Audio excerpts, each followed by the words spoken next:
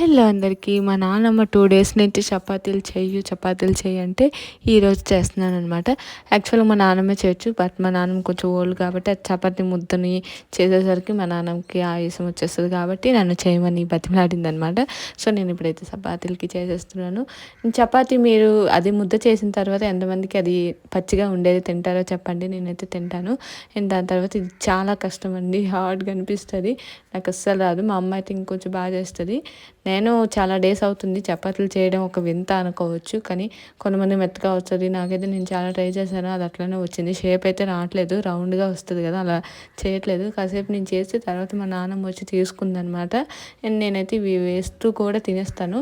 వంట చేసే వాళ్ళకి ఇదే బెనిఫిట్. వేస్తూ కూడా సగం అక్కడే తినేయొచ్చని. ఫైనల్‌గా అయితే ఎలాగోలా కుక్ చేశాను. దాంతో పాటు బంగాళదుంప కాంబినేషన్ బావుంటది. అండ్ నాకు చికెన్ అయితే ఇంకా చాలా ఇష్టం. బట్ చికెన్ ఈరోజు లేదనమాట. షాప్ తీయలేదు కాబట్టి బంగాళదుంపతో అడ్జస్ట్ అయిపోయాను. See you next video. Bye. Don't forget